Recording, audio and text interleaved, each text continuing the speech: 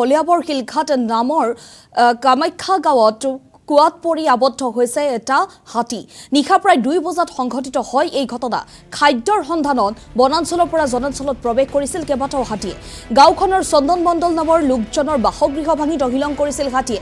স্থানীয় লোকে চিঞৰ বাখৰ লগোৱা দুটা হাতী আঁতৰি গৈছিল যদিও কুয়াত পৰি আবদ্ধ হয় এটা হাতী। মাটিৰ কুয়াত পৰি এনেদৰে আবদ্ধ হৈ ৰয় হাতীটো। আৰু ঘটনাৰ পিছতেই খবৰ দিয়া হয় বন বিভাগৰ লোকক। স্থানীয় শিলঘাট বন বিভাগ আৰু আৰক্ষী উপস্থিত হৈ পুৱা প্ৰায় 5 মান বজাত জেচিবিৰ সহায়ত হাতীটোক সুকলমে মাটিৰ কুয়াটোৰ পৰা উদ্ধাৰ কৰিবলৈ সক্ষম হয়।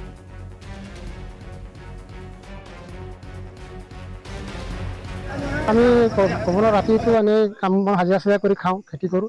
আহি খাই বৈ শুই আছোঁ আৰু এতিয়া ইফালৰ পৰা আহিল নে কোনফালৰ পৰা আহিল, আহি পেলাই একদম ইফালৰ ভাঙোতে আৰু মানে সোমাই গৈছে।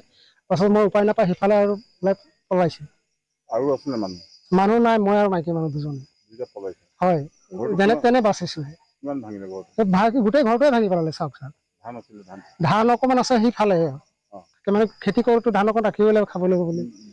এতিয়া সেইফালে কঠীয়া চঠীয়া পাৰিছে, 2 দিন পিছত ৰোৱনী লগাম, খুৱাব লাগিব, নিজেও খাব লাগিব। অলপ ধান ৰাখিছে কাৰণে, কিন্তু এনেকে যে কৰিব কোনোদিন কৰা নাই, এইবাৰ যে কৰিব বুলি ভবা নাছিল। হাতী কেইটা আছে? হাতী 2জন। তাৰপিছত কিয় এটা হাতী কুঁৱাত পৰিলে?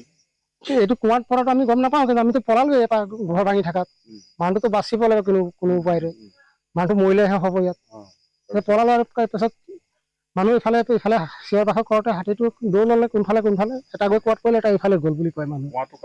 কুঁৱাটো আমাৰ নহয়, কুঁৱাটো মানে যিজন মানুহ আছিল আগত সেইজন মানুহৰ কুঁৱা। সেইজন মানুহ মোৰ নায়েই, ঢুকালে। বহুত পুৰণা কুঁৱা হয়, কেঁচা কুঁৱা হয়।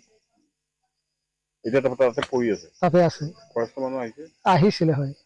আৰু কোন আহিছে? ফৰেষ্টৰ মানুহ অহা দেখিছোঁ আৰু পুলিচৰ মানুহ আহিছে আৰু এইফালে আপোনাৰ গাঁৱৰ মানুহো আছে। হাতীটো ডাঙৰ হাতী?